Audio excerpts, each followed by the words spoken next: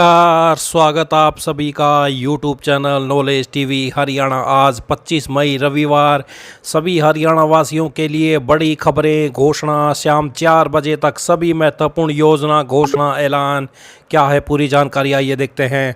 हरियाणा की सबसे तेज़, सबसे सटीक जानकारी के लिए चैनल को सब्सक्राइब करना ना भूलें। बेल आइकन, घंटी का बटन ज़रूर दबाएं जिससे अगली वीडियो का नोटिफिकेशन आपके पास पहले ही पहुंच जाए। तो चलिए देखते हैं हरियाणा से 7 बड़ी खबरें, घोषणा, ऐलान।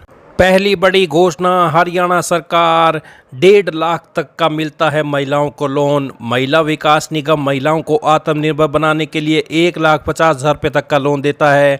यह लोन सिलाई, कढ़ाई, किराने की दुकान, रेडीमेड गारमेंट, स्टेशनरी, बुटीक और जनरल स्टोर जैसे कामों के लिए दिया जाता है। जिन महिलाओं की सालाना आय 1,80,000 रुपये से कम है और परिवार में कोई आय करदाता नहीं है, वे इस योजना का लाभ उठा सकती हैं। तो वहीं हरियाणा सरकार ने महिलाओं को स्वरोजगार के लिए दिए गए लोन में भी बड़ी राहत दी है।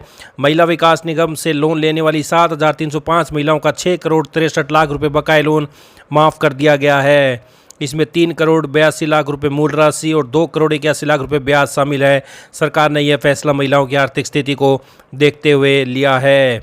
तो लोन पर सब्सिडी भी देती है सरकार लोन पर सब्सिडी भी देती है। अनुसूचित जाति की महिलाओं को 25,000 रुपये और अन्य महिलाओं को 10,000 रुपये तक का अनुदान दिया जाता है। बाकी राशि सहकारी बैंकों से लोन के तौर पर मिलती है। महिला बाल विकास निगम के अधिकारियों का कहना है कि इस योजना से कई महिलाओं को फ़ायदा हुआ है और वे अपना बिजनेस अच्छे से कर रही हैं। तो कहां पर आवेदन करना है आप सभी को? महिलाओं को स्वरोजगार के लिए मिले ऋण में राहत।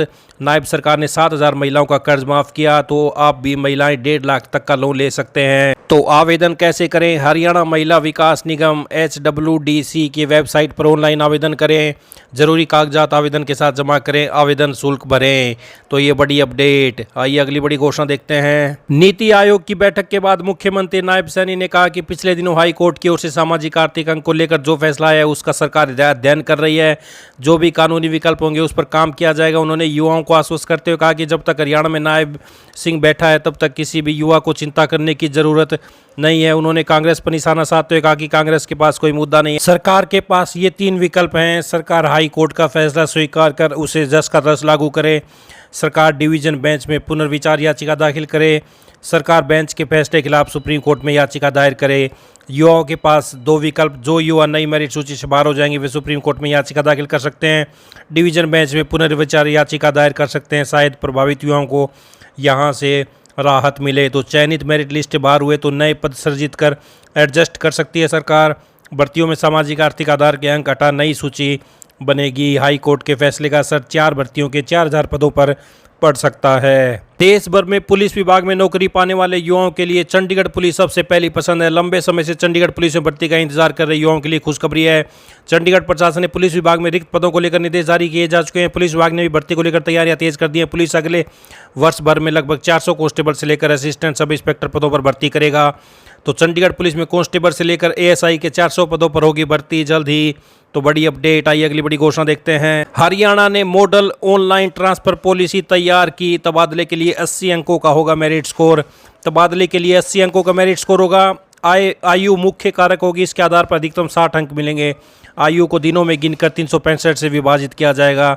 विशेष कारकों या परिस्थितियों के लिए अधिकतम 20 अंक मिलेंगे। सभी महिलाओं को 10 अंक मिलेंगे। विशेष श्रेणी के तहत 40 साल से अधिक उम्र की अविवाहित महिलाओं, विधवाओं, तलाकशुदा या न्यायिक तौर पर अलग हुई महिलाओं को 10 अंक मिलेंगे। तलाकशुदा या न्यायिक रूप से अलग विधुर जिसने पुनर्विवाह नहीं किया है और जिसके पास एक या अधिक नाबालिग बच्चे या अविवाहित बेटियां हैं, ऐसे पुरुषों को 10 अंक मिलेंगे।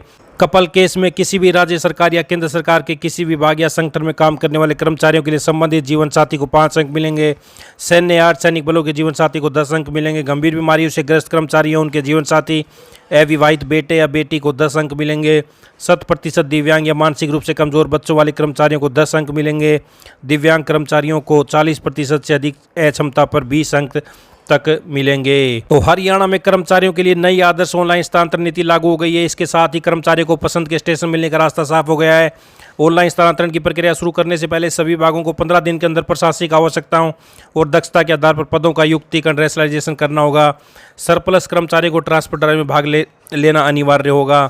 अखिल भारतीय सेवाओं, हरियाणा सिविल सेवाओं, कार्यकारी शाखा और संबंधित सेवाओं, एलाइड सर्विस को ऑनलाइन स्थानांतरण नीति से बाहर रखा गया है।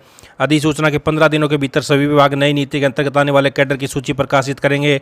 साथ ही सक्षम प्राधिकारी प्रत्येक कैडर के लिए तय किए गए निर्धारित कार्यकाल, न्यूनतम कार्यकाल और स्टेशन भी प्रकाशित करेगा।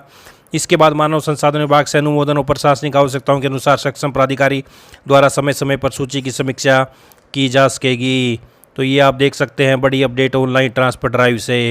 आइए अगली बड़ी घोषणा देखते हैं। कल तक खाली सीटों का ब्यौरा न देने वाले 1853 निजी स्कूल होंगे अमान्य करार। शिक्षा विभाग लगातार निजी स्कूलों से आरटी के तहत खाली सीटों का मांग रहा ब्यौरा। तो 26 मई तक ब्यौरा उपलब्ध कराने का आदेश दिया गया है। एक अंतिम अवसर देते हुए 1853 निजी स्कूलों को, अगर ये स्कूल कल तक खाली सीटों की जानकारी नहीं देंगे तो इन्हें अमान्य करार मान लिया जाएगा। तो इन जिलों के इतने स्कूलों ने नहीं दिया जानकारी। अंबाला के 84, भिवानी के 76, चरखी दादरी 26, फरीदाबाद 160, फतेहाबाद 85, गुरुग्राम 155, हिसार के 148। तो आप देख सकते हैं सभी जिलों में इतने स्कूलों ने जानकारी नहीं दी आरटी के तहत खाली सीटों का ब्यौरा। तो ये बड़ी अपडेट। आइए अगली बड़ी घोषणा देखते हैं। नोतपा शुरू होने से एक दिन पहले शनिवार को देश में मानसून पहुंच गया। मौसम विभाग के अनुसार मानसून तय तारीख 1 जून से 8 दिन पहले केरल पहुंचा। यह 16 वर्षों में सबसे पहले है। इससे पहले 2009 में मानसून 23 मई को आया था। नोतपा 25 मई से शुरू हो रहा है। केरल के साथ तमिलनाडु व तटीय कर्नाटक में मानसून छा गया। मौसम विभाग के मुताबिक पूरे आसार हैं कि 2 से 3 दिन में मानसून देश का 40% हिस्सा कवर कर लेगा। इसके 72 घंटे में गोवा, महाराष्ट्र, आंध्र प्रदेश, मिजोरम से लेकर सिक्किम और पश्चिम बंगाल तक पहुंचने की उम्मीद है। अगले एक हफ्ते में मध्य और पूर्वी भारत के कई इलाकों में मानसून पहुंचने के अनुकूल हालत बन रहे हैं।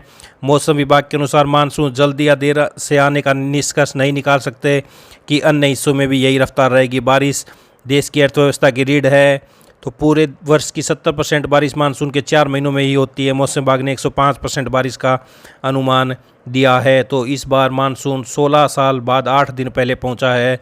नोतपा से पहले ही मानसून की एंट्री 3 दिन में 40% देश कवर कर लेगा। तो ये बड़ी अपडेट सामने आ रही है हरियाणा मौसम से। हरियाणा की हर छोटी से बड़ी अपडेट, योजना, घोषणा, आदेश, निर्णय सभी की जानकारी के लिए यूट्यूब चैनल नॉलेज टीवी को सब्सक्राइब जरूर कर लें।